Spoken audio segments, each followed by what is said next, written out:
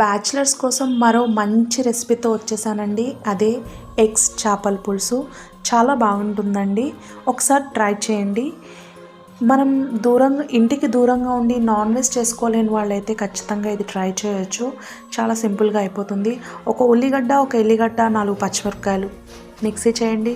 ఒక కడాయిలో నూనె పోయండి. ఉప్పు, కారం, పసుపు, గరం మసాలా, ధనియాల పొడి వేయండి. అది కొద్దిగా వేగిన తర్వాత మనం చేసి పెట్టుకున్న పేస్ట్ వేసేయండి. అది కొద్దిగా వేగిన తర్వాత కరివేపాకు వేయండి. అలాగే చింతపండు పులుపు, మీకు ఎంత పులుపు కావాలో అంత పులుపు మీరు వేసుకోవచ్చు. అలాగే కన్సిస్టెన్సీకి సరిపడా వాటర్ వేసుకోండి. అంతేనండి. మన ఎగ్స్ని హాఫ్ కింద వేసి మనం చేపలను ఎలా అయితే జాగ్రత్తగా కలుపుతామో అలాగే వీటిని కూడా జాగ్రత్తగా కలిపి మీరు సర్వ్ చేసుకోవచ్చు. చాలా అంటే చాలా అద్భుతంగా ఉంటుందండి. నన్ను నమ్మి